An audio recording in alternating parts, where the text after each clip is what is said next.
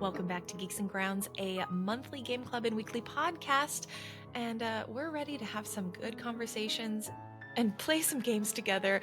My brain is frazzled. I have totally messed that up. But Someone's going on vacation I know, soon. someone's going to be out of town for a little bit. But hello, everyone. I'm your host, Jenny Wyndham. And I'm Joel Thomas. And we've got a special episode of Geeks and Grounds because we have finished our discussion of Slay the Princess, which was our monthly selection for November. It was our monthly brew. We still are having Hangout at the end of the month on November 30th for folks who are interested. But because we're getting close to the end of the year, we're wrapping things up, preparing for 2025. One of the things that we wanted to make sure to do before the folks, at least on the US side of things, go on break for like the Thanksgiving holidays is set up the voting for Geeks and Grounds 2025. Yay! Last year was our first year, so we began the tradition of half of the games in Geeks and Grounds selected throughout the year are done by community vote and community nomination. The other half is selected by myself, where I go through and curate, and I have a little bit of that flexibility to kind of roll with like surprise launches or things that I discover that I feel like are kind of must plays. I think 1,000 Times Resist honestly was one of those this year where I was like, we have to play this game. We're doing it now. And I just kind of like put it into the catalog. So it allows for some good flexibility, but also the opportunity for you all to pick and choose what is most exciting for you to talk about and what you want to talk about as community. Before we get into all of that, which is this episode's main brew, we're first going to stop by the Page Street case. This is our grab bag of topics, news, fun stuff, things that we're playing, reading, and engaging with that are outside of our main topic of discussion for today. So, Joel, what have you been just digging into as we're winding down the year? I got a few things I'm going to bring up here, and then I have a question for you that I don't know that we've ever discussed. So, firstly, I am in what my brother has told me is called the Sanderlanche, where you're in the last part of a Brandon Sanderson book, and it's just like every plot point is getting resolved in as few pages as possible. So I am in the Sanderlanche right now of Rhythm of War. He is in the Sanderlanche of Edge Dancer. I'm about to. You convinced me. I'm gonna hit up Warbringer after I wrap this up, and hopefully get through that during I have a week off next week, so get deep into that. I have been taking Ranma one half very seriously. I like binged like 4 or 5 episodes over the last couple of days. Nice, yes. And I am not quite caught up yet, but I'm very close. And you're right. The comedy of this show, the action and the timing, it's just it's bringing a lot of joy right now. Yeah. Oh my gosh. It just honestly, I was hanging out with some friends this weekend and we were grabbing dinner together and I was like, P.S. y'all, have you watched Ranma one half? I'm not getting a commission. Netflix hasn't hired me. I just like love this series so much. It was such an integral part of my childhood growing up and like watching anime. Like that and Sailor Moon honestly were 2 of my favorites as kids. So I love hearing folks like you who are discovering it and enjoying it for the first time.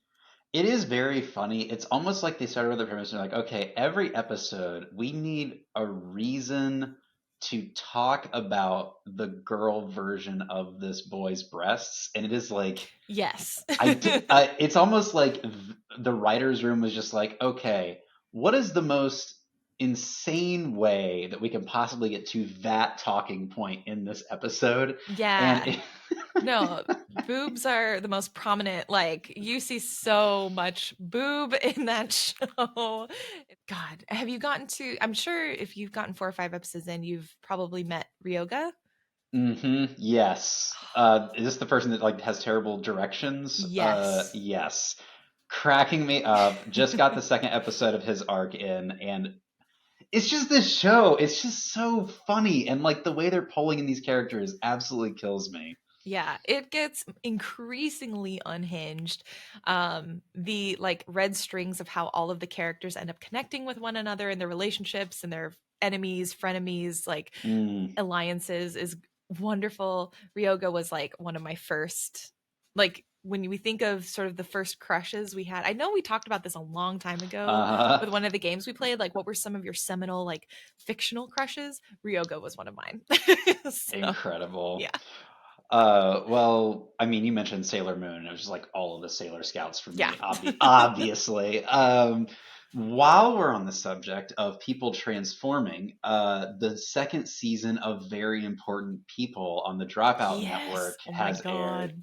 And Anna Garcia, who plays Princess Emily in season one, is back playing Zeke, the fourth grader, who made a wish and is turned into a rock monster a la The Thing from Fantastic Four.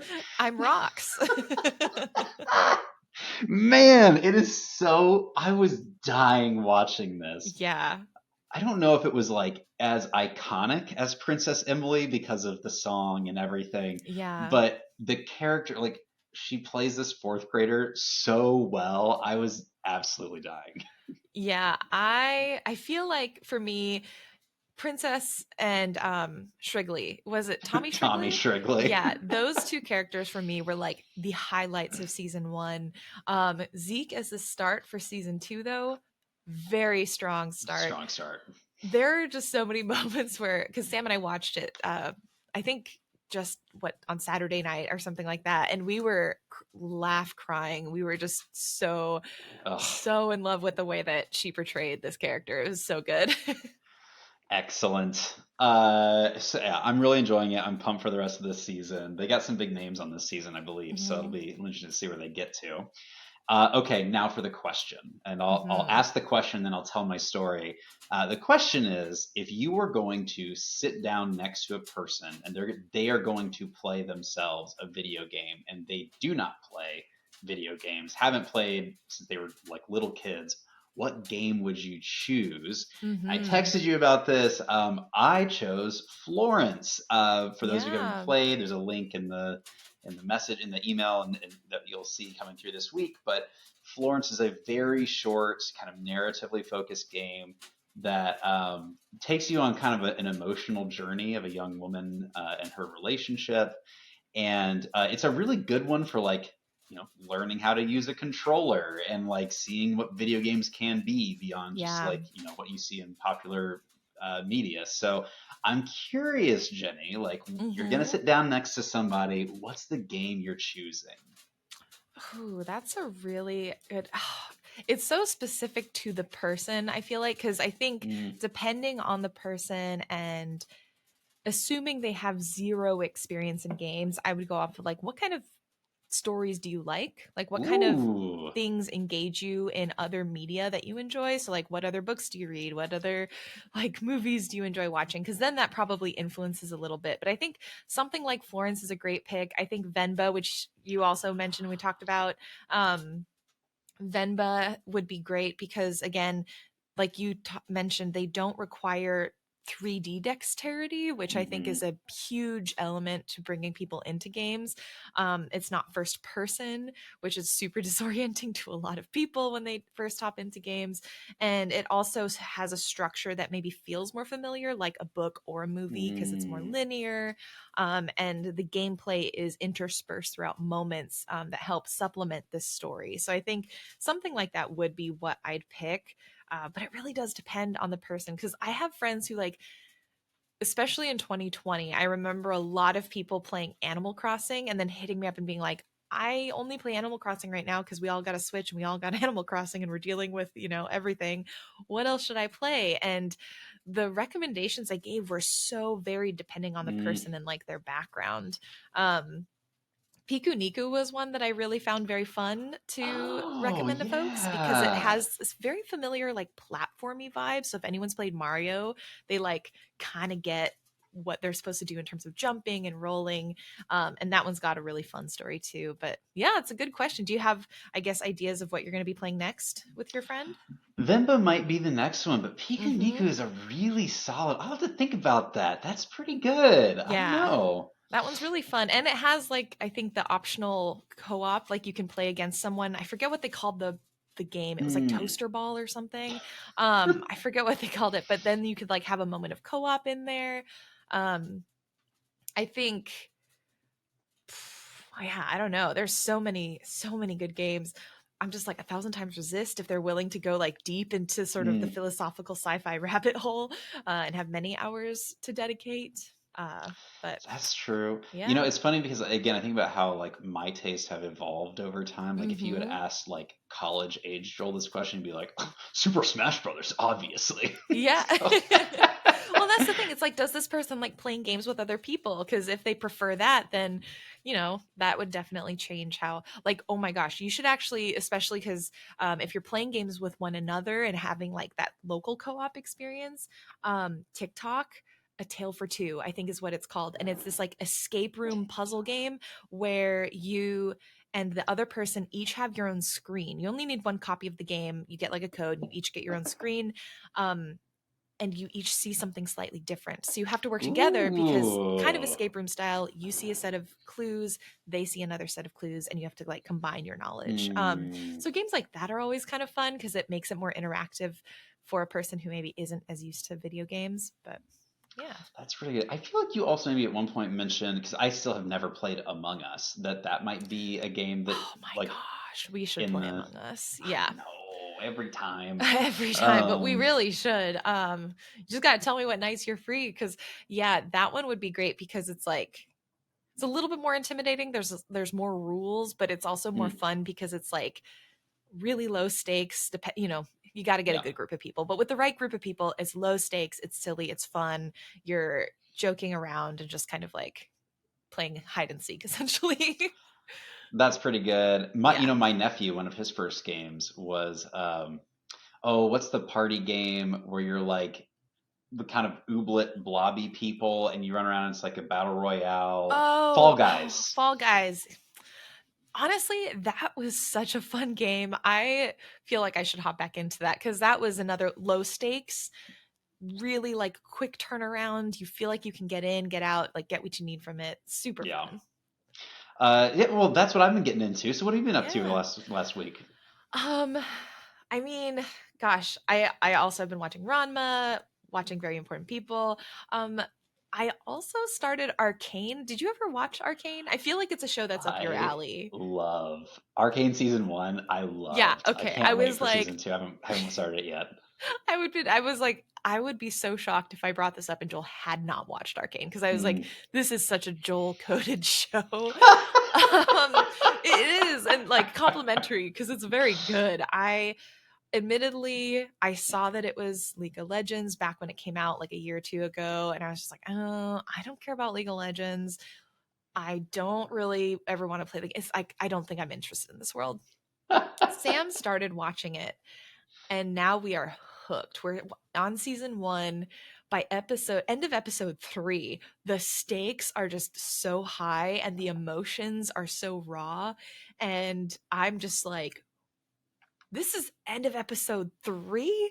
This feels like a finale. What's going on? um and it honestly, I was thinking about it and it reminds me of like the feeling I get when I was reading like good YA, like good Mm. dystopic action sort of adventure YA where the stakes are high, the emotions are charged, like the relationships are really at the core of everything. And the animation's beautiful, so I'm very excited to watch more.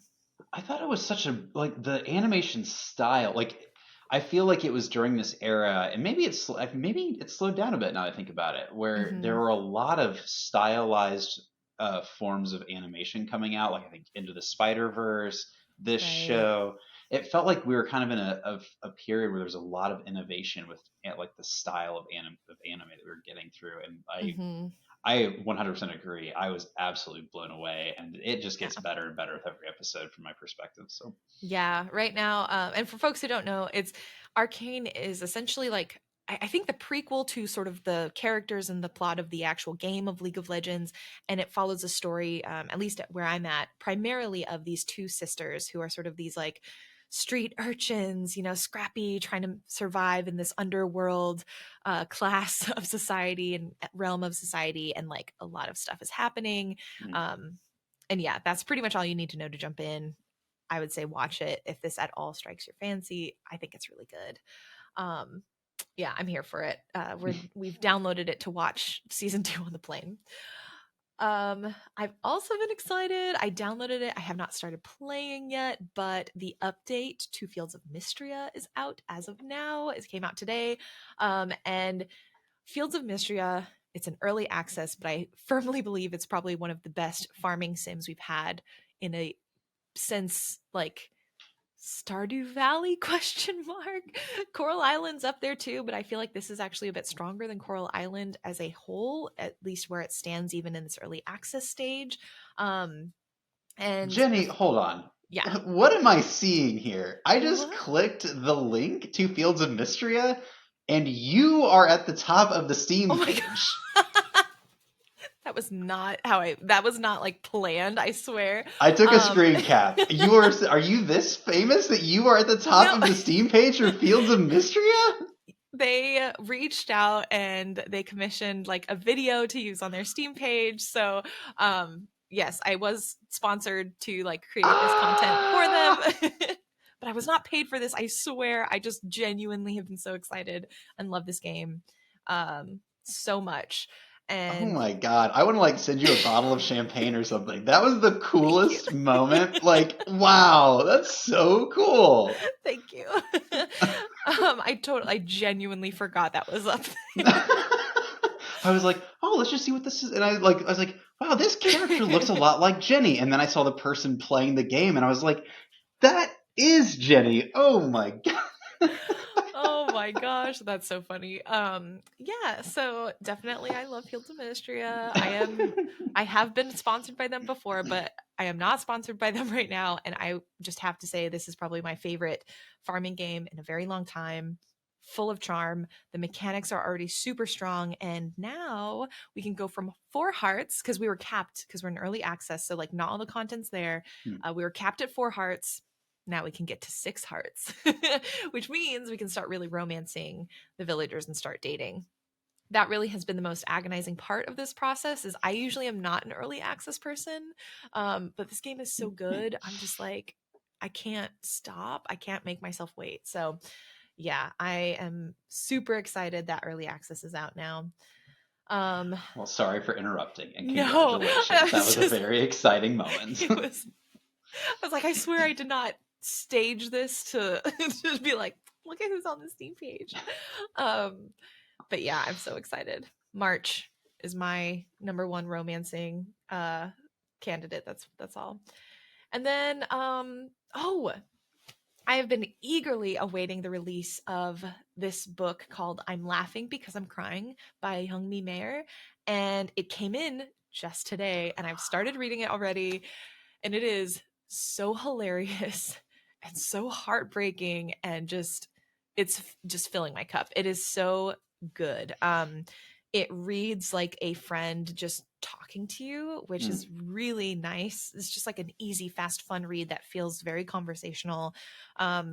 Is just brutally honest and straightforward in a lot of ways that I think like it may take some people when they read it a little bit to be like, oh my gosh, because she does not mince words. She just kind of like says straight up what's happening. And a lot of it can be really harsh, but really great book about being half Korean and half white and growing up. She grew up in Korea, but she moved to the US and like, what does that mean for her and her gender and her race and all of this stuff growing up. And then now she's a mom. So like really good book. And it's really cool because I was telling Sam actually earlier today, I'm like, I think this is the first like fiction or nonfiction story I've read where like or memoir I've read where it's about being biracial Korean American specifically. Like this is the first time I think I've read something that is this close to like my lived experience. So that's like a really cool moment for me. I was like, whoa, that's awesome.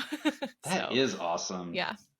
I get to go see her on I know. I'm Friday. so Woo-hoo! jealous.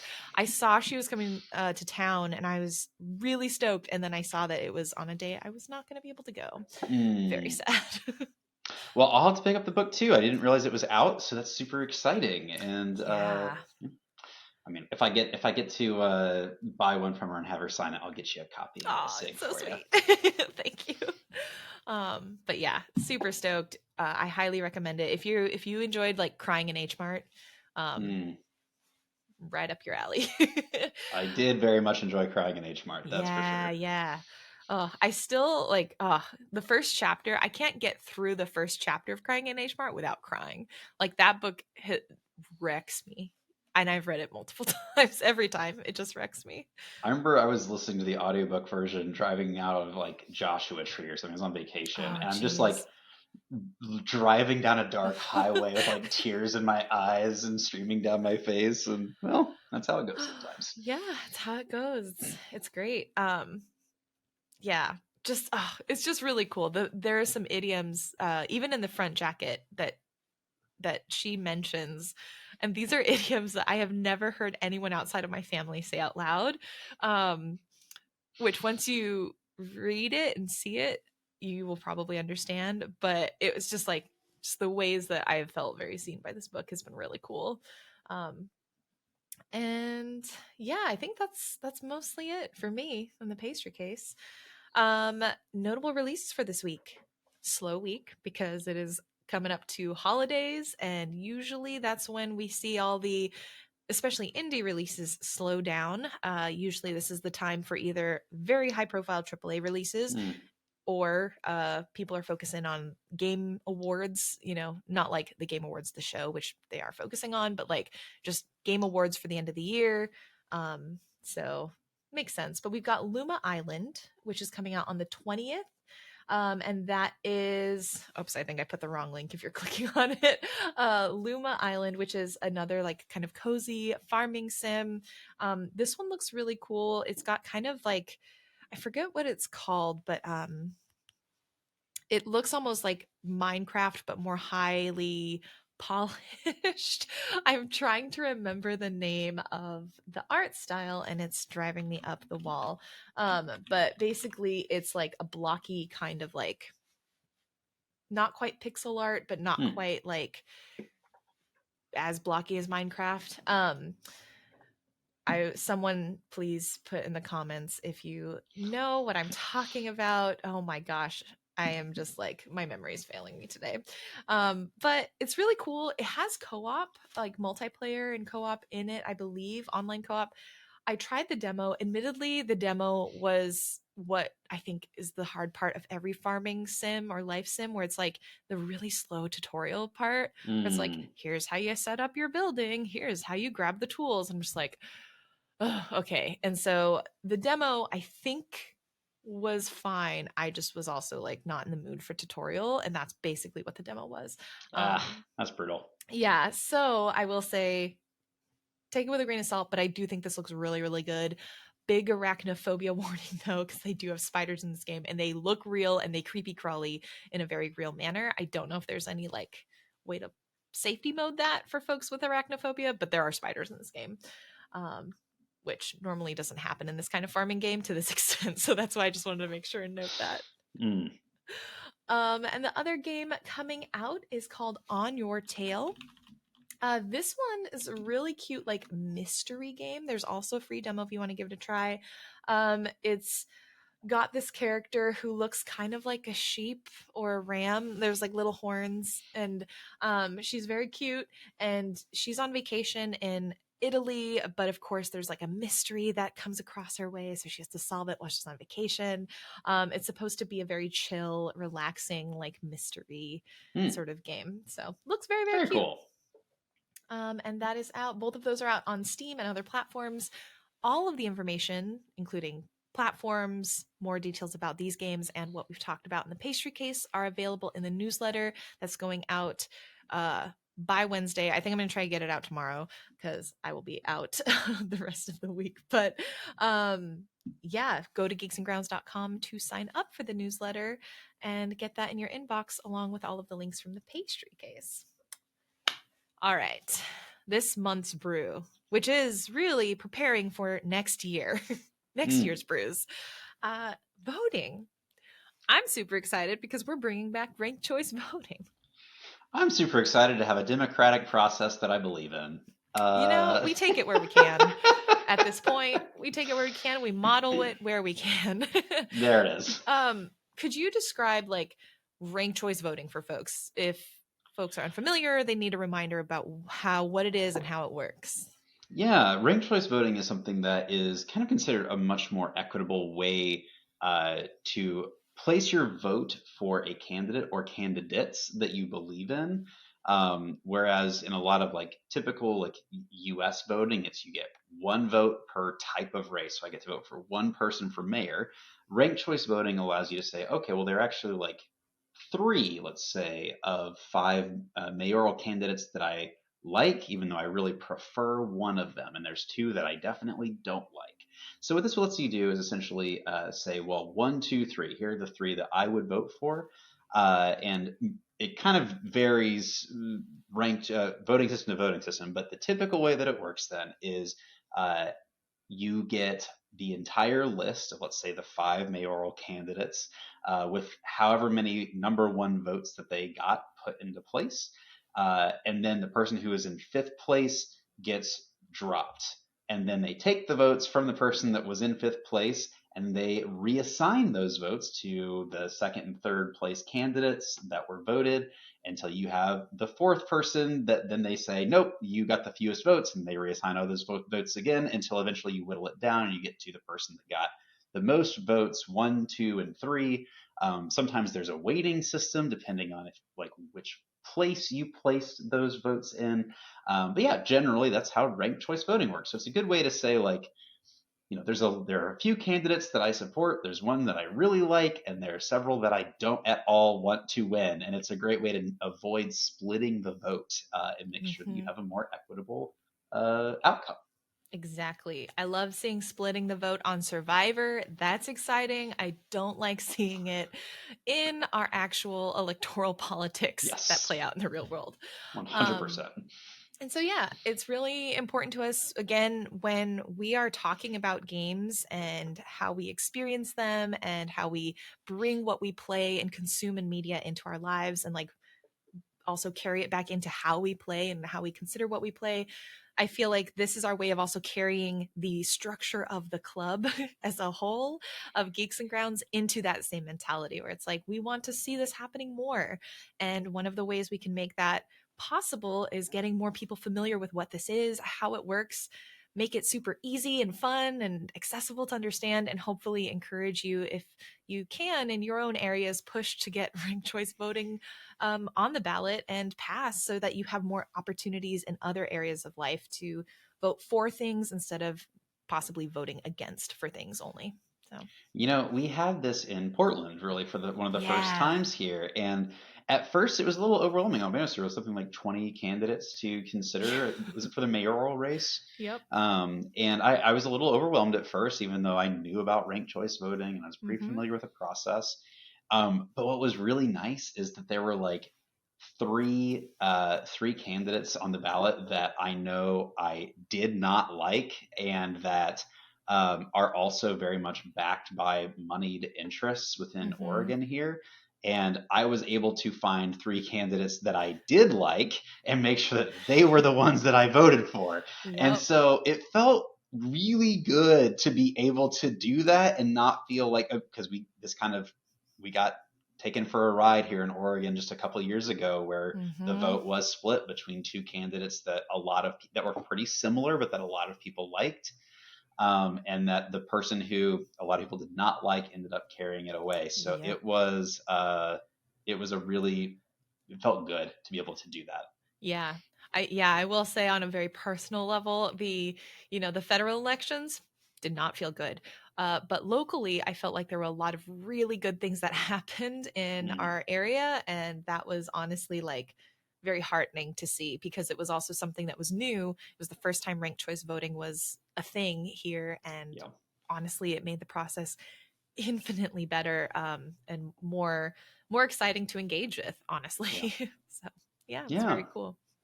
So, um, this year I've been getting nominations via email and via the Discord forum. Again, if you're not in it, visit geeksandgrounds.com to join the Discord. The link's all in there. Um, and we've got it down to 23 community nominations for going for 6 spots with the monthly. brews, our monthly game selections. This means out of the 23 selections, you will be voting for the top 6 games that you want to see represented next year in what we play. What we're going to do today is take just a minute to go through each selection. You can obviously do this yourself, but for those who enjoy maybe listening to folks go through this versus reading it all by yourself, I think we're going to offer up what we think looks exciting about each of these nominations very quickly, go through them so you get a sense of what each of these games are, and you can hopefully go through voting in an informed manner. But on the voting sheet, which you'll get in the newsletter, it'll be on the website and in the Discord. What's nice is that the website that I use to make it is called like rankedvote.app or something. What's really nice is on the bottom, if you scroll down, I have created essentially like a voter's guide where you can see the Steam link. There is also a essentially content warning guide from what is it? Does the dog Doesthedogdie.com. die? Yeah. Thank you to Does the Dog Die for being a community curated resource to help with content warnings. I just linked it there so that you can see for yourself if there's any content warnings you specifically are trying to like see if there are in this game or the games listed. And then I put in the platforms and the general base price of what each game is. So you have a hopefully general good overview of what each game is. And depending on your interest, you can dig into the ones that pique your interests and vote for the ones that really capture your heart. So I guess without further ado, I guess, do you want, actually, Joel, do you have anything else you wanted to share about like the process or the voting? No, just that I'm very excited. I got to scan through the games. I Yeah. haven't heard of most of them, so I'm very excited to Oh get some yeah. new game exposure today. Awesome. So we'll start with I feel like hopefully this is I realized I'm just thinking this now. The game voting site, I have it to auto shuffle. So everyone who gets a ballot, you're actually not getting the ballot in the same order. So hopefully it like alleviates some of the potential bias that comes with having games listed first versus last. But now I'm like, I hope when we're reading this isn't skipping us all around because it may be out of order in the description. We'll see. Maybe I We'll could play with share the my game. screen and then we could look at the same list. Yeah, let's do that. Y'all are hearing this is the behind the scenes of insight of Geeks and Grounds. It's the end of the year. It's going to get slightly more unhinged as we get closer to the holidays. 'Tis the season. Okay. Are you going to share it in Discord? I was just going to do it Or right here? here. Okay, if I perfect. can. Entire screen and enter. Perfect. Hey. Yay. Great. All right. Yep. It definitely was a different order. All right. Okay. Glad I called that out. All right. So let's start with actually, did you want to read the first one? Sure. These are not in any No order. particular So order. Yeah. the first one is The Stanley Parable Ultra Deluxe. The Stanley Parable Ultra Deluxe is an expanded reimagining of 2013's The Stanley Parable. You will play as Stanley, and you will not play as Stanley. You will make a choice, and you will become powerless. You are not here to win. The Stanley Parable is a game that plays you. This is on PC, Mac, Linux, Switch, Xbox, PlayStation. And am I remembering correctly that when we were playing Slay the Princess, this was the game that people were most comparing it to? A lot of people, yeah, compared it to Slay the Princess, particularly this element of, I would say, choice in a playthrough. Although this is not a visual novel, this is a first person game when you're walking through everything. So the structure of the game is a little different in that, or the visuals, I guess, are different in that sense. Very cool. Yeah. Yeah, super. This one is great. I love that this one was nominated because it's a game that is sort of an expanded version of a previously released game, which I always think is really interesting. So we may be able to have conversations about like what happens when you add on to an art piece or expand an art piece. What does it mean to continue to work on something? This game also has a lot of great discussions about, like it says, choice, power. So I think there could be some really good conversation. And I currently work with the developer at Ivy Road. That's Davey. Hey, So yeah, we may be able to get some good insight from Davey himself if he's got the time and the bandwidth to chat very about it. cool. The next nomination that we'll share is Islets. Take to the sky and reunite a fragmented world in this surprisingly wholesome Metroidvania. Help Ico adventure across beautiful hand painted islands, receive letters from a quirky cast of characters, and face powerful, monstrous adversaries. There were no content warnings that we identified for this one, so that's why there's no link. Just wanted to highlight that. And it's on PC, Switch, and Xbox, and it's about $20 base price. I will say this game is very, very cute. I really hate it when people use the term Ghibli-esque now because I feel like it could really mean any range of things and often Mm, means nothing. But mm, I will say if you like the visuals of Ghibli, sort of that like almost hand-drawn anime style, like watercolor-esque environment, that kind of visual. When I'm saying Ghibli, that's what I mean. In this case, this game is very beautiful. And I think it's a pretty friendly Metroidvania to people who haven't played it. So if you're like, oh, it looks so cute, but I don't know, I've tried like Hollow Knight, and that was a bit too much for me. I think this is like a step less, maybe two steps, less as intense great. than Hollow Knight. Yeah. That's my metric for possibility. Yeah. Excellent. Next on the list, I'm going to take my best guess at the pronunciation is Dujana. Does it sound That right? sounds great to me. Yeah, we'll have to. Dujana? Yeah, We'll find Jana. out. Yep. Discover the mythical Scottish borders. Play as Judero, a pagan seer with the ability to possess animals, and embark on an adventure unlike any other. All hand animated and glorious stop motion. Wow. Yeah. No content warnings on this one, and it is a PC based game. Yeah, and this one's not a no content warning because there are none. It's just they're not available, so there's no link.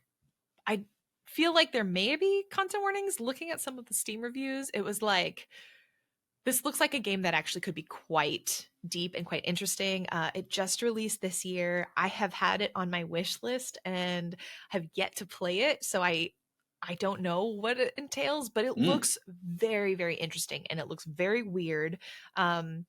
And I love a good weird game, honestly.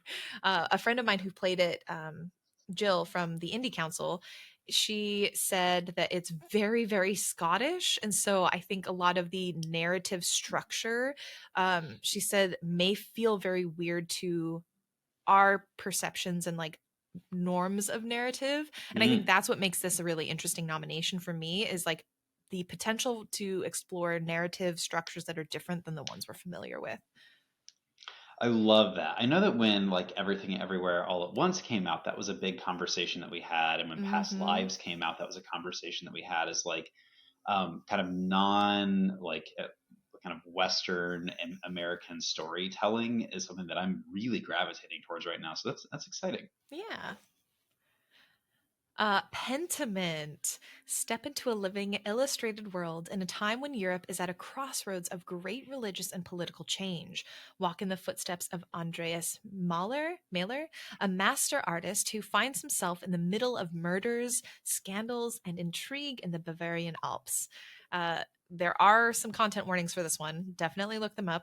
It's on PC, Xbox, PlayStation, and Nintendo Switch, about $20 at base price. I will say the sound design in this game is so good.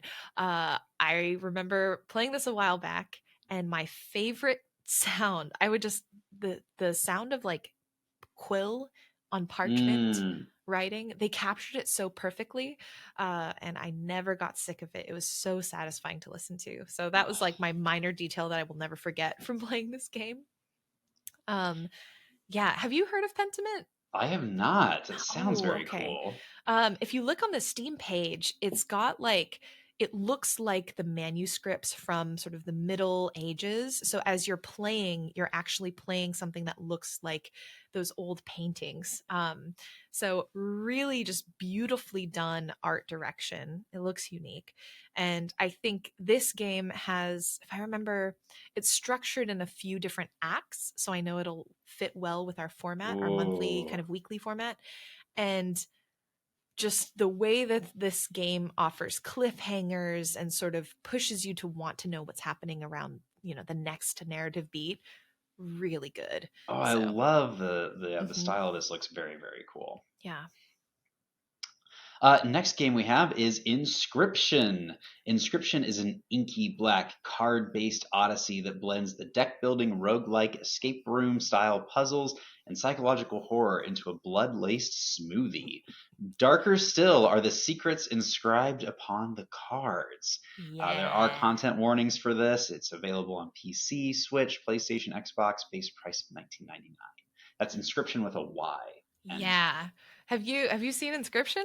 no, Is it also a another new fresh one for one? me. Yeah. Oh my goodness.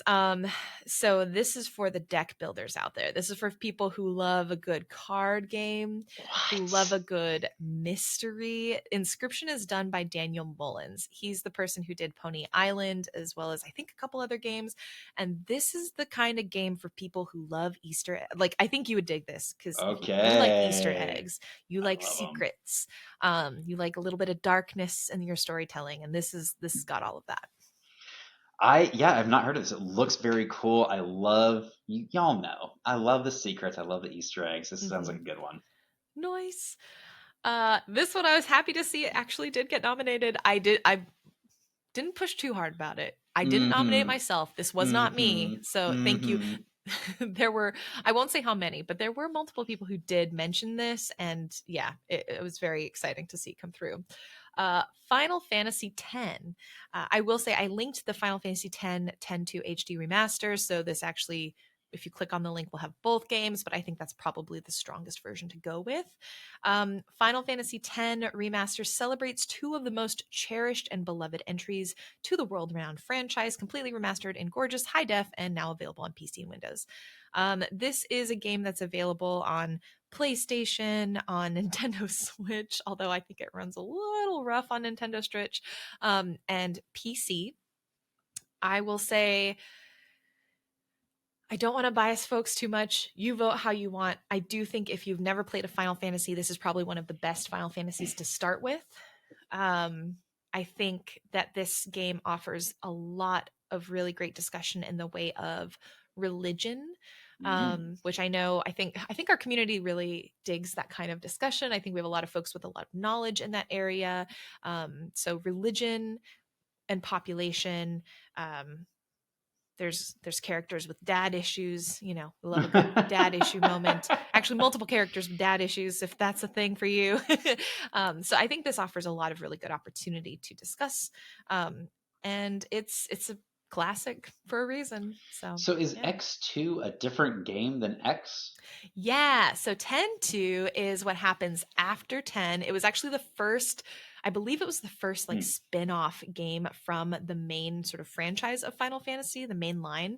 And it's about one of the characters post-game, and sort of what happens. And I don't want to say too much because it's probably spoils folks. It's a over a decade old game, but I mean, I haven't played it, so it would be a yeah, new one for me. there will be a bonus if you finish 10 and you enjoy it. The 10-2 journey is very, very good. I think it was criminally underrated in its time. I think the time has been good to it as people are looking upon it more favorably, but I think people still underestimate that one. Excellent. Next game is Universe for Sale, a space station nestled in the clouds of Jupiter, a bizarre bazaar where a young, worried woman crafts entire universes in the palm of her hand. A mysterious cultist who stripped the flesh from his bones in order to reach enlightenment. Here, there's a universe for sale. You buyin'? No content lists from Does the Dog Die? It is available on PC, Mac, Linux, base price of $14.99. That is number one, a mouthful of a description, and number two, I am immediately fascinated by the premise of this game.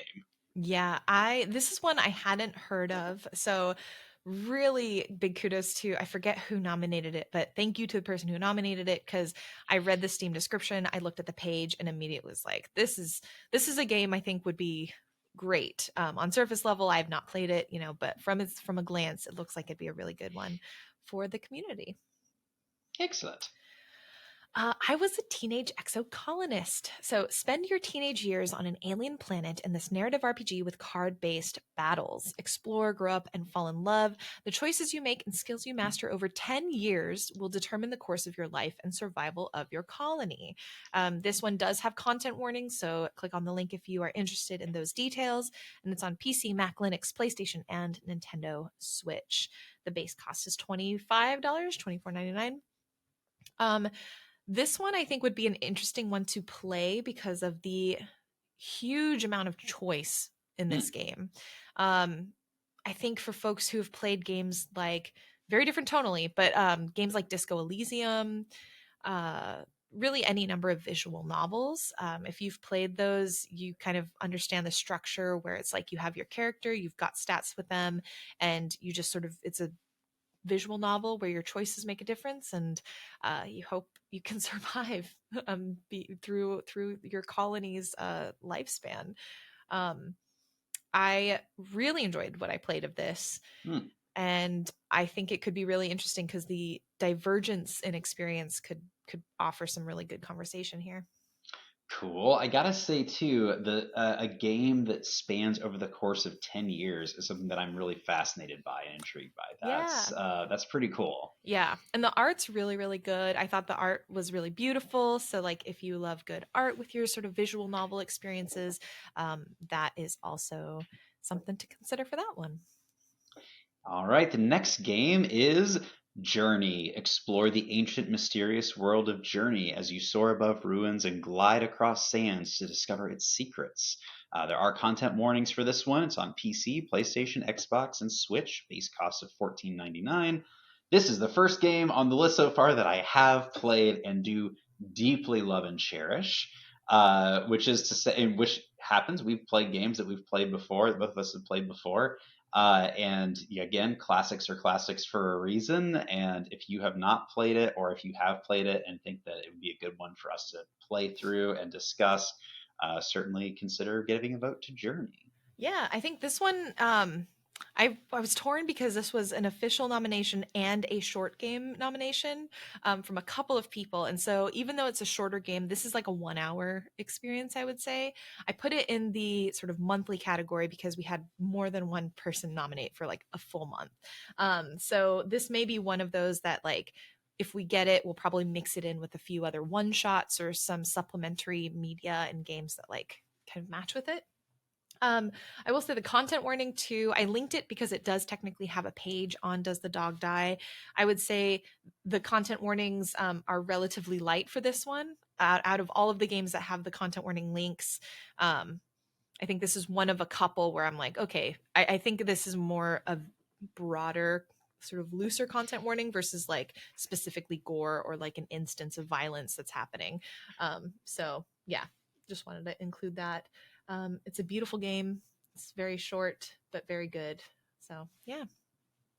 Um, Omori. Explore a strange world full of colorful friends and foes. When the time comes, the path you've chosen will determine your fate and perhaps the fate of others as well. I will say major content warnings with this one. Definitely check that out if that is a concern for you. And this is on PC, Mac, Switch, PlayStation 4, and Xbox. I have not played this game, but I will say, out of so far in our time with Geeks and Grounds, this is probably one of the games we get asked most about. Oh, Just interesting. in random comments and emails, and folks who are like, "Oh, have you played this?" Amori is one of those. I It's one of those games that I'm very excited to play. I'm very apprehensive because I've heard it can get quite intense, but I think it could offer some really good discussion, especially in a group like this where we're sort of guiding that discussion a little bit more versus just sort of like playing it and not knowing what we're getting into. Hmm. Um, I will say it's a very cute game, but I think it leans towards the horror genre a little bit. Um, more so than like cute RPG in terms of like whimsical, wholesome cute. So just don't let the art really fool you when you're looking at the page. And we should say that like we play games that have difficult content to engage Yeah, with. That's something we don't necessarily shy away from, but since you are voting, we want to make sure that it's a vote that is for a game that you would want to play. So right. definitely do check it out. Yeah, and again, that's why we include all of the content warnings so you can like make that decision for yourself as you're going through them. Yeah. Next game, Chance of Senar. In this award winning puzzle adventure game, play as the Traveler on a quest to reunite the peoples of the Tower. Observe, listen, and decipher ancient languages in a fascinating universe inspired by the myth of Babel. There is a free demo available for this one, and there are content warnings. It's on PC, Switch, PlayStation, Xbox, base cost of $19.99. I'm very intrigued by the premise of this, and I love a puzzle game. This sounds very cool. I know a lot of folks were talking about it in Discord when it came out last year. I started it and have not finished it, so I think selfishly I would love the opportunity to to have an excuse to finish it and a reason to go back to it. I think what's really cool about this one is this combination of like puzzle mechanics and language. I feel like I've seen a lot of games attempt it. Not very many games, I think, come away with really strong sort of. I guess foundations or mechanics within that realm, and so to Mm. see like it's got overwhelmingly positive reviews on Steam, so I feel like it's doing something right. I'm very excited to see if we end up playing sort of how that all plays out by the end. Excellent. Control is our next nominee, winner of over 80 awards. Control is a visually stunning third person action adventure that will keep you on the edge of your seat. That doesn't tell us a whole lot. So, looking on the Steam page really fast, it is about a corruptive presence that has invaded the Federal Bureau of Control, and only you have the power to stop it. So, you're trying to regain control of this government office, at least so the Steam page says. Um, this is a universe that I know a lot of people are super passionate about and excited about. I have never played any of Control or any of the subsequent or prequel Remedy games in the Mm. universe. I've never played Alan Wake. I've not done that. So very excited for that opportunity if it comes through the club. I Um, will say this is also one of the very few games on this list that I have played, and it is a yeah. favorite of mine. I would say like expect a bit of horror elements in this one. Mm-hmm. There's kind of mechanically it has a lot of similarities to like a BioShock game if you played through those. Cool. And I forgot to mention it's on PC, PlayStation, Xbox, and Nintendo Switch. The cloud version is on Nintendo Switch, and it is $39.99. Next one, Return of the Obra Dinn. Lost at Sea 1803, the good ship Obra Dinn. And that is all I am seeing in terms of a Mm-hmm. description. Yep. Anything more that's worth calling out for this one, Jenny? Yeah, so this is for all of you puzzle sickos out there. This is a puzzle game. This is a game that is incredibly stylized. It's got this sort of like Mm, um I don't even know what to call it. It looks like the old like Windows or Mac computers and like that's very what it dithered, is. like polka dotted sort of visual Mm-hmm. style. The words are eluding me with visual styles today. I couldn't figure it out for Luma Island and this one too. But this is a mystery game where you are going through and basically looking at this ship, vignettes of what's happened, trying to deduce what went down. Um, so it is a bit of a first person brainy mystery kind of game. It's highly regarded. One of those that I think could offer a lot of great discussion in terms of like how are people laying down clues? How are designers creating these breadcrumbs for us to look for something? So yeah, Hmm. very, very good stuff. It is available on PC, Mac, PlayStation, Switch, base cost of $19.99. There are some content warnings available to be read on this one. All right. Little Goody Two Shoes is the next title. This one is really exciting for me. I have been keeping my eye on this, so I was very happy to see it Mm. nominated. Venture into the woods as you play Little Goody Two Shoes, a phantasmagorical horror narrative adventure where all your decisions matter. This has a very like 80s anime uh visual art style in many of its scenes, and then it goes into sort of this pixel art for a lot of the gameplay, and then it blends with some visual novels, so it kind of like oscillates between those three in a really interesting manner. This game is also one that draws from like sort of the German fairy tale folktale line of storytelling, and so I think there's a lot of darkness in this game. This is definitely more of a Cool. horror game. It looks like very fairy tale cutesy, but it's not. It's dark. And there are like 10 possible endings that you can get. So this is another one where I think we could have some pretty fun conversation of like, where did your choices take you? So yeah, very, very excited that this one's here. Definite content warnings, check that. And it's on PC for $19.99. Next up is Dungeon Munchies. Hunt down monsters to cook and eat them. You've been revived in a massive underground complex, and you must leave this bizarre facility aided by the undead necro chef Simmer. You must stay safe, get fed, and find a way out. There are some content warnings for this one. It's on PC, Mac, PlayStation, Switch, base cost of $19.99. Is this like a delicious dungeon type experience? Yeah, so I remember playing this probably actually at the 2020 PAX East. It was like the last big PAX East memory that I have. And it's basically, from what I remember, it's kind of this like Metroidvania, maybe not a Metroidvania. I won't say that. It is a sort of side-scrolling 2D platforming based movement game where you're Mm. going through the world, combating enemies, getting ingredients, and like using those ingredients to inform and like cook up recipes that change your powers and abilities. Um I remember really enjoying what I played on the show floor, and I think this could be a really fun, like silly game. Again, we played something not quite similar, but another art you are what you eat game with like bug snacks. And so I Oh, think like kind of yeah. playing on that idea in this different setting could be very, very fun. Excellent. Yeah.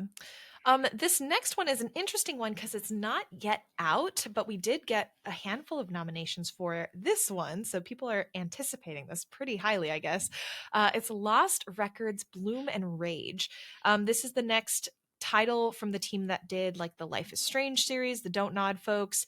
And you're going to film your summer of 1995 and create memories of a lifetime with your new friends. 27 laters confront the dark secrets that made you all promise to never speak again after that faithful summer. Because this is unreleased, we don't have any knowledge of what the content warnings may be, and we don't have a base cost. Currently, it's announced for PC, PlayStation 5, and Xbox. And yeah, I think this is kind of the bread and butter of Geeks and Grounds structurally. It looks Mhm. like narrative game choices to help you guide your playthrough and sort of make it your own. Um, yeah, very. I can't really say much about it because it's not out yet, but it does look interesting. I haven't played any of the Life is Strange games, so I think that Mm-hmm. sounds like really interesting. Cool. Next one we have is Woven. Explore a woolen world where stuffed animals once lived in peace. Search for hidden secrets and customize your characters with different animal shapes to solve puzzles. An epic adventure with two very unlikely heroes and a story narrated in rhyme. No content warnings listed up front on this one. It is PC, Mac, Linux, base cost $19.99. Yeah, this one I think was a nominee last year as well, so it's interesting. Love seeing it return because it wasn't selected. So I am intrigued. I think this game looks a little bit rough around the edges, admittedly, but it has a charm to it that has me really excited because whoever is nominating it, they nominated it again because it does mean a lot to them, and that makes me excited to see like What's if a going game has had on? an impact on a person like this, I want to know why. So yeah. Absolutely. Pyre, a party-based RPG from the creators of Bastion and Transistor. Lead your band of exiles to freedom through a series of mystical competitions in the campaign, or challenge a friend to a fast-paced ritual showdown in the head-to-head versus mode. There are some content warnings available to review on Does the Dog Die, and it's available on PC, Mac, Linux, and PlayStation for $20 base price. Pyre it's from Supermassive Games. Super Giant. I always mix up Supergiant. Supergiant. There we go. Yeah, Pyre is one that, admittedly, out of all of these Supergiant games, I have it. I started it and then I fell off of it, not because it wasn't good, but because I think it came out at a time when I was just playing a lot of other stuff. So very excited for the opportunity to talk about this. I think it's funny because this is a sports game essentially. No. It's you're playing sports and doing some tactical sports things, to save yourself and your team. But yeah, I think this has some interesting opportunity maybe to talk about a style of game that we've never played, which is this sort of competitive tactical game. I don't think we've played it, and it could Cool. offer some fun opportunity because they have the versus mode. If people wanted to play against one another in the Geeks and Grounds server, you could. So that could be some fun ways we could bring that into. That's a little different. You can see just how bad I am at games, really. Next game on the list, This Bed We Made. This Bed We Made is a third-person mystery game in which you play as a maid in the 1950s hotel and snoop around strangers' rooms to uncover their deadly secrets. Discover what links guests together in this tale of love, heartbreak, and murder. Some content warnings in this one. It's PC, PlayStation, Xbox, base price of $24.99. That is a very interesting sounding premise. It sounds like very Agatha Christie, very what's the Knives Out kind of scenario. That sounds really interesting. Yeah, I like this idea of playing a character in a very mundane role, a role that normally would be overlooked in a lot of daily life interactions, and having access to a lot of these other characters, sort of rooms and their intimate sort of belongings and settings. I think that's a really interesting role to play in a game. Yeah, and I forgot to note, and I'll add this onto the sheet, but this does have oh, maybe it doesn't. It used to have a demo. Never mind, it does not anymore. Too many clues in the demo.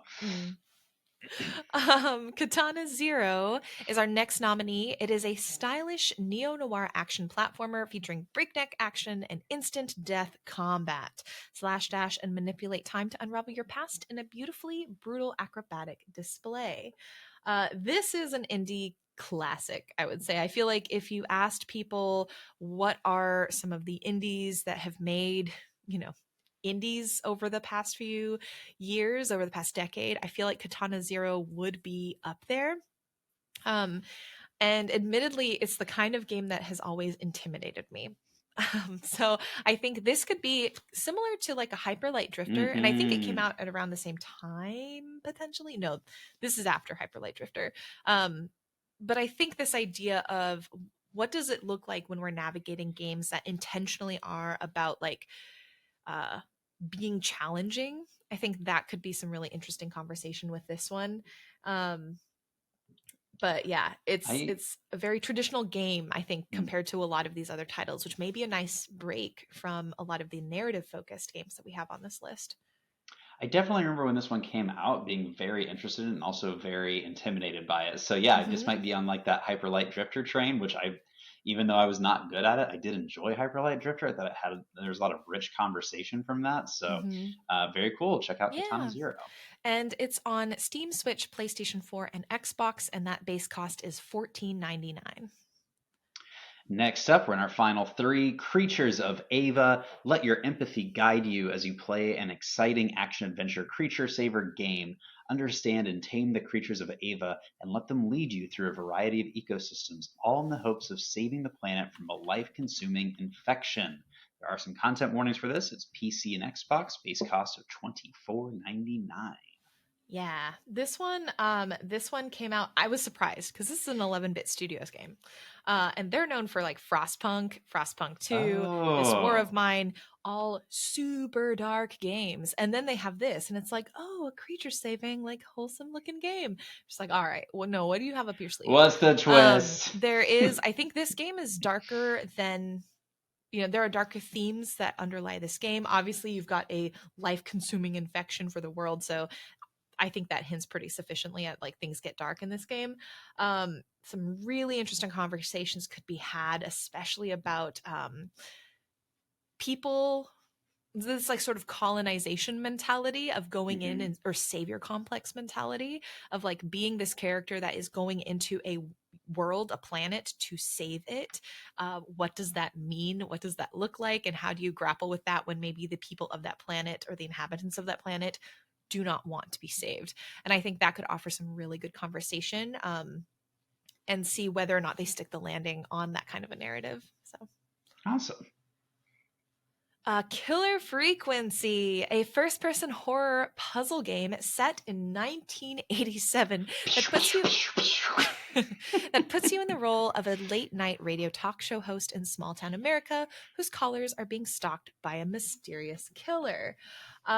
I am not gonna lie, this looks really intriguing to me. It is rated T for teen. There's some content warnings, so if you're not into like horror games, maybe it gives me jump scare vibes. I don't know if it Mm. has that, but we'll look at the content warnings and see. Um,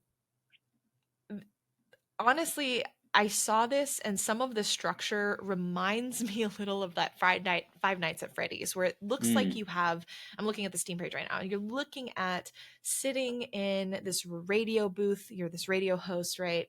And you're navigating and solving your puzzles from this sort of booth area, it seems, or your office radio Oh, area. yeah. I don't know if you walk further out and if there's more exploration, but that does look really fascinating to me, taking this evolution of the Five Nights structure, of like sitting at your booth and toggling through like the different, sort of, what is it, security cameras. Have you ever Mm. played Five Nights at I have Freddy's? not. No. Oh my gosh, we got to get you just to know the reference of like what it is. um, but yeah, I think it looks really cool. I think it's fascinating. We've got a decent amount of horror on here, which is pretty interesting. I feel like I also have been craving more horror just in the media I consume and a little bit more darker themes. Hmm. And so I wonder, it's almost like this sort of, I feel like there's a pendulum, at least for me personally, where I was into like Animal Crossing, like super hardcore. I've always been into like the more cute, non-violent games. But for some reason, this pendulum has been swinging, and I'm like delving more into a lot of like horror. And I feel like I've been seeing that in a lot of our nominations here. Maybe we're all just I think we we're all need. coping in this way. Yeah, we're all coping for Yeah. sure. And there's nothing like Um, seeing your birth year on a video game to like make you feel like you oh are the dang. retro thing. um, and the platforms for Killer Frequency are PC, PlayStation, Xbox, Nintendo Switch, and if you are one of the folks with a MetaQuest 2, it is available on that as well, for $24.99 base price. I wonder if it'll work on my old Virtual Boy. We'll have to see. Last game on our list is Oxenfree. Oxenfree is a supernatural thriller about a group of friends who unwittingly open a ghostly rift. You are Alex, and you just brought your new stepbrother Jonas to an overnight island party gone horribly wrong. This is on PC, Mac, Linux, iOS, Android, Xbox, PlayStation, and Switch. Base cost $9.99. Yeah, Oxenfree is another one of those. I think like Night in the Woods, Oxenfree, and maybe, I don't know. There are some other games, but I feel like Oxenfree is up there with Night in the Woods in games that, Kentucky Hmm. Route Zero, because I haven't finished that yet. Kentucky Route Zero. Um, those three are games that all came out right around the time I was like starting to get into working in games, and they're all games that I've either started and not finished, or haven't started at all. And Oxenfree, I think, would be really fun to play, especially as like a throwback. Night in the Woods was kind of our throwback this year, along with Hyper Light Drifter. This is another one where this came out in 2016, so it was like a long time ago. And it also has a sequel out now. So I think that could be kind of fun is if we play it, folks like it, there's already another game out in that universe that people can dive into. If you're looking for Stranger Things vibes, like this has that where it's like teenagers in a scary situation. So yeah, I think that could be very, very fun. Um, yeah. Wow. So we got a bevy of interesting games. I haven't played most of these. The ones that I have played, I would love to play again. So I'm really eager to see how this all shakes out for the coming year. Yeah, so the details. To vote, I will include the link in the newsletter and the description of the podcast, pretty much anywhere Geeks and Ground stuff is found on the website, Discord. I'm going to put that link everywhere so you can vote. I think because of the fact that it's going to be an open everywhere vote, I'm going to put a setting where it's going to ask for your name and your email. It's not to sign up for anything, it's just to register like who is doing the voting. So just know that at the beginning when you click in, you're going to see two boxes first and it's going to ask for your name. And I think it's weird because it's like name, email, or unique identifier. It's like, what's a unique? It's just name and email, mostly to ensure that we don't have like one person voting 50 million times to make sure like their favorite game Wow. gets on top. Voting integrity. Um, Geeks and Grounds cares. yeah. So I know it's like not the most stringent, but we're trying to keep it generally fair. So let's see other details.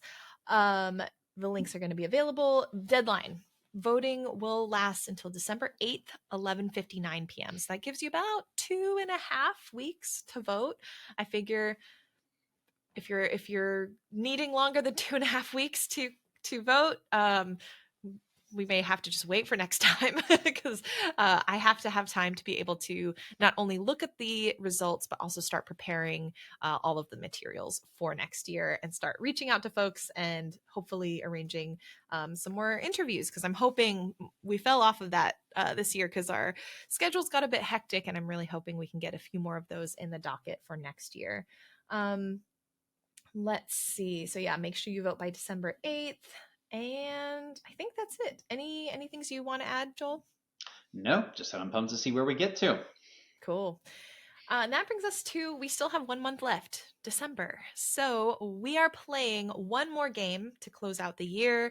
This game has not officially been released in its entirety yet. We are only going to be playing Chapter 1 and Chapter 2 of the game because that's all that's currently available. And for folks who maybe are very astute and wondering and guessing, I'll give you a moment to just brainstorm what game that isn't out, that is free, that has Chapter 1 and Chapter 2 available. It is Deltarune. Deltarune. So, admittedly, when I say I keep 6 selections for essentially myself to pick whatever games I feel like would be great to pick, I generally try to be as, unbiased or unselfish in my picks. I try to pick a variety of different developers, price points, games that maybe wouldn't have been picked from voting. This is a totally selfish pick. I just really love the game Deltarune. I have been meaning to replay it, and I just want to bring you all along for the ride. And I know you haven't played it yet, Joel. In times such as these, now more than ever, Deltarune. I'm very excited. What's the other game that this studio is known for? Something like really popular. It's really just a small indie called Undertale. I don't know if you've heard of it. Undertale. Yeah, Yes, yeah. sounds familiar. A few people may have heard of it. We have not played Undertale yet for Geeks and Grounds. I'm like, I almost want to. You got to save that, right? You can't do all of the best games in your first year, or even your second year. You got to spread it out a little bit. And Undertale, admittedly, I feel like has a lot of baggage because the fandom can be very, very strong and very, very opinionated. But I truly believe it's one of the greatest games out there, and so we'll get to it eventually. I am certain. But I think Deltarune is a really strong game in its own right, even though it's not done yet. What appealed to me about playing it is it's 2 chapters. So in a month that is very truncated, we only have 2 episodes and then our Game of the Year episode where we announce, our games of the year and then, the nominations for results for next year. We don't have a lot of time. So the structure, I was like, easy. Chapter 1 will be our first week of December. Chapter 2 will be our second week. Done. I also appreciate that this is free. So for folks who may be, especially in holiday times, running a little short on extra change, it's a little hard to like invest in a game when you're buying holiday gifts for other people, saving up money because it's just a rough time of year. This is a free game. So you can get it for free on PC. You can get it for free on Nintendo Switch. I don't think you can get it elsewhere, but I do know that it runs on potato PCs. Like I have a very, very, very old laptop. It runs on that laptop. So I think if you also are like, I don't know, my computer's not very good, I would say download it and try it. Again, it's free. And I think this one will offer, similar to Undertale, some really great discussion. And we'll get into all of that in our spoiler cast launching on December 3rd. So if you are excited to get going, now's the time. Download it, start playing. The spoiler cast is coming that first week of December. So excited for us to be diving into Deltarune, for us to be voting, and we are off next week. Yes. So we'll be back December 3rd to talk through Deltarune Chapter 1. Make sure you join us. Any other big housekeeping items for us, Jenny? Yeah, again, just to give a bit of a schedule for the end of the year, because I know things get hectic. Every podcast and every, group has their own holiday schedule. So just to outline, December 3rd, again, is our Chapter 1 Deltarune spoiler cast. Chapter 2 will be on December 10th. On the December 17th will be our final episode of the year. That's our Game of the Year discussion, as well as our reveal of the 2025 schedule. That way, also, when there are holiday sales and the New Year sales, you hopefully have this list of games that we're going to be playing so that if things are on sale, you can pick them up when they're cheap, save it for when we play them, or just play them whenever you want. And we'll be off the 24th and the 31st and back in January. So we'll keep reminding you of this schedule, but just wanted to share that out completely so folks can kind of like have in their minds what is the frequency as we all start getting into this like holiday season where people are taking time off and we're taking breaks and all of that good stuff. And so that you can remember which weeks there are episodes to download for your flights around to see family or whatever it is. Sure, exactly. Yeah. We know you want a calendar which podcast you're going to listen to when. Thank you so much for joining us at Geeks and Grounds, y'all. Get out and rock the vote. Yes, we can bring forward good games and conversation, and look forward to seeing what we choose. Bye. Awesome. Bye.